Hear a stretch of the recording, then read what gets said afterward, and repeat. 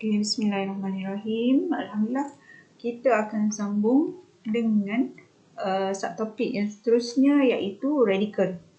Apa benda radikal ni sebenarnya? Hanyalah bahasa formal lah, radikal.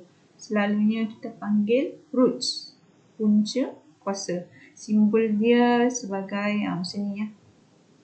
Macam rumah papan. Tak ada sebelah. So, sebelah je. So, ini ialah simbol roots ataupun punca kuasa. Okay. Dekat definition ni, ayat-ayat ni semua cumanya nak cakap bahawa mengikut konsep yang kalian dah selalu faham ialah punca kuasa N kepada A ini sama dengan B, bermaksud A sama dengan B kuasa N. Apakah ini? Jadi saya tuliskan kat sini Sebelum ni kita digembar-gemborkan dengan bila pindah sana jadi kuasa, bila pindah sini jadi punca kuasa. Inilah dia definisinya. So bila punca kuasa N kepada A sama dengan nilai B, maka punca kuasa bila bawa pergi sebelah kanan akan jadi kuasa. So, B kuasa N. So, A tinggal seorang kat sebelah kiri. Inilah maksud kepada definisi yang dicatatkan di sini. Okay. Tu senang je. Ini contohlah. Punca kuasa 4, 81 sama dengan 3. So, bawalah punca kuasa 4 ini ke sebelah kanan akan jadi kuasa 4. So, 3 kuasa 4 ialah 81. Yang ini second example lah, boleh tengok nanti. Kita tengok kepada example N, iaitu dia minta kita solve X, punca kuasa X sama dengan 3. Okay, senang je mengikut definisi tadi tu. Punca kuasa X sama dengan 3 ialah sama dengan punca kuasa 2 bawa pergi sebelah kanan akan jadi kuasa 2. So 3 kuasa 2. Bila tak ada nombor kat sini, automatik kalian kena tahu bahawa ini ialah punca kuasa 2. So bawa pergi sebelah jadi kuasa 2. X sama dengan 3 kuasa 2, tekan kalkulator ataupun cuma dapat 9. Yang B pula sama je. So, negatif Y sama dengan negatif 10. Okay, keseluruhan negatif ni jangan tinggalkan. Sebab dia ni nak datang. Jadi, kuasa 3. Okay, selesaikan dulu. Negatif 10 kuasa 3 ialah negatif 1000. So, tiada perubahan kepada Y. So, negatif Y. Okay. Dua-dua negatif, dua-dua didarabkan dengan negatif 1. Kan jadi 1000. So, Y kita sama dengan 1000. Yang tadi X sama 9. Begitu juga dengan C lah. 6 ni, punca kuasa 6 bawa ke sebelah akan jadi 2 kuasa 6. A sama dengan 64. Okay, seterusnya. Rational and root exponent. Sebelum ni, dalam tajuk exponent, kita dah jumpa dah. A kuasa 1 per N. Dah jumpa dah.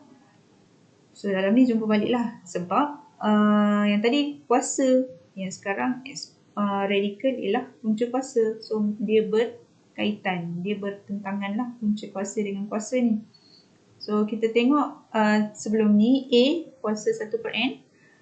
Okay, saya dah pernah bagi tahu dalam video yang sebelum ini, 1 per kat bawah ni ialah punca kepada A. Yang kat atas ini ialah kuasa kepada A. Maka kita tulis sebagai punca kuasa N, A. Sebab kat sini tadi ialah N. Okay, yang bawah ialah punca kat atas ialah kuasa. Itu juga macam ni. A kuasa M per N ialah ini punca. Punca dia N. A akan jadi kuasa M. So, A kuasa M. Duduk di bawah rumah punca kuasa N. M ni bukan kat luar, tapi M ini di dalam rumah punca kuasa N. Lihat kepada example Z. O. Okay. Kita ada punca kuasa 2, 6. So, macam mana, apa sebenarnya yang dia nak? Dia nak macam ni. Punca kuasa 16. Sama dengan, ni punca kan, bawah apa di sebelah akan menjadi per 2. Atas ni ialah punca. Yang ini kuasa 16 kuasa 1. 16 kuasa 1. Yang B. So, kita asal ada punca kuasa 3. 7 kuasa 2. So, boleh juga ditulis ni 2. Sebagai 7 punca 3. Punca duduk bawah. Kuasa duduk atas. Ni rumah pangsa. So, 7 kuasa 2/3. Yang ini dia dah bagi kita dalam bentuk kuasa. Maka tukarkan kepada punca kuasa. So, sambung C kat sini. 4 kuasa 2/3 sama dengan bawah punca. So, dalam rumah ada 4. Punca kuasa 3 kuasa 2. 4 kuasa 2. Macam tu. Senang kan? Yang D ni confirm boleh buat sendirilah. Okey, kita pergi kepada yang seterusnya. Yang ini rules untuk bekerja bersama radikal. Tadi ada law untuk eksponen, radikal pun ada law. Eksponen ada 7 law. Senang je. Tapi radikal ada 10 law. Okay, law untuk radikal ni lebih kurang je dengan real number tadi. So, kita ada komutatif, distributif tu semua. So, kita akan gunakan ilmu-ilmu yang telah disampaikan tadi dalam video sebelum ini ke dalam law of radical. So, bila kita ada, yang pertama bila kita ada A darab dengan punca kuasa B tambah dengan C yang didarabkan dengan punca kuasa B, okay, kita kumpulkan yang sama. Yang sama ni tadi boleh difaktorkan keluar. So, punca kuasa B ni sama A dengan C. So, A tambah C darab dengan punca kuasa B. A dengan C duduk dalam satu kurungan. Kalau tolak, macam tu juga, sama. Tapi simbol dia jadi tolak lah. Okay, yang ini A punca kuasa B darab dengan C punca kuasa D. Yang ini oleh kerana rumah dia sama, punca kuasa 2. Okay, boleh digabungkan bersama dalam satu rumah yang sama. B dengan D duduk di bawah rumah punca kuasa 2. A dengan C keluar. Difaktorkan. Dia tetap darab juga ni. Okay. Yang keempat. Bahagi. A punca kuasa B bahagi dengan C punca kuasa D. Kan ni rumah dia sama, punca kuasa 2.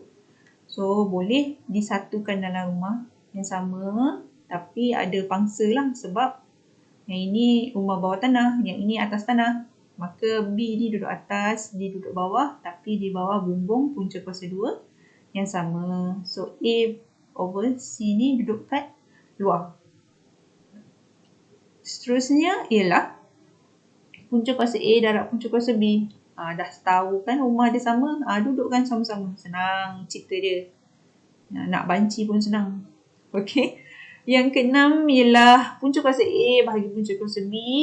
Sama je konsep dia dengan yang 4 ni. So, dudukkan dia dalam rumah yang sama. Yang ini. Nombor 7. Punca kuasa A berkuasa N. Okay, samalah dengan cara penulisan punca kuasa 2 A kuasa N. N ni duduk di dalam rumah punca kuasa 2 bersama-sama A. Okay, tapi dia jadi kuasa A lah. Itu boleh. Kemudian yang ke-8 punca kuasa N. A berkuasa N. Macam ni konsep yang 7 ni, bawa masuk je N tu ke dalam rumah punca kuasa tadi bersama-sama dengan A. Okay, bila punca kuasa N berkuasa N, okay, boleh disimplify sebagai A sahaja. Hilanglah kuasa dengan punca kuasa sama power dia. Jadi tinggal A seorang-seorang. Yang ini popular. Kemudian yang ke-9 ialah punca kuasa A berkuasa negatif M. Tadi bila negatif memang kita dah tahu dia duduk bawah tanah. Bila bawah tanah negatif ni hilang. So 1 per punca kuasa 2 A kuasa M. Yang ini dia dah memang bawah tanah. Tapi negatif naiklah atas tanah. Dah tak ada rumah pangsa. Jadi tinggal punca kuasa 2 A kuasa M. Mudah saja. Ni banyak teori. Bila teori-teori ni kalau tak dicuba memang tak faham. Okay, kita lihat kepada example P yang pertama. A. Macam mana nak selesaikan? Macam mana nak simplify? A, kita ada 4 punca kuasa 2 tambah 2 punca kuasa 2. Punca-punca sama kan? So, dudukkan dia dalam rumah yang sama. Yang lain dikumpulkan dalam rumah yang lain. 2 dengan 2. Okey. So, dapatlah 6 punca kuasa 2. Yang A tu. Kemudian, saya tengok yang B. Tolak, senang. Yang ni korang pun boleh buat. Punca kuasa 3. D pun senang. Itulah kita bincang D kat sini. So, D. Kat D ni, kita ada negatif 5 punca kuasa 3 darab 2 punca kuasa 2 tambah punca kuasa 6 per 2 punca kuasa 3 tambah punca kuasa 3 27. Sama dengan okey, punca kuasa 2 boleh digabungkan dalam satu rumah yang sama. Okey, negatif 5 darab 2. Buat satu-satu lah nah. 3 darab 2, 6. Okey, ni sama. Dia dengan dia sama. Okey, sebab dia darab. 3 darab 2, 6. So, tambah kat sini. Tengok pula yang ini. Punca kuasa 2, punca kuasa 2. Benda yang sama. So, boleh disatukan rumah mereka. So, 1 per 2 punca kuasa 6 per 3. Dan tambah. Tekan kalkulator lah. 27 punca kuasa 3 dan dapat 3. Tapi kalau tak nak tekan kalkulator, nak tengok cara dia, mudah sahaja. Punca kuasa 3. 27 ialah 3 kuasa 3. Menggunakan law yang ke-8 tadi. Ini 3 punca kuasa, jadi akan tinggal 3 kat sini. So, ini jadi 3. Okey, so semua ni sama dengan. Okey, yang ini negatif 10 punca kuasa 6 tambah. So, ini 3 kali 1, 3 kali 2. 1 per 2 punca kuasa 2. Boleh juga simplify. Negatif 10 punca kuasa 6. Punca kuasa 6. Negatif 10 punca kuasa 6 tambah punca kuasa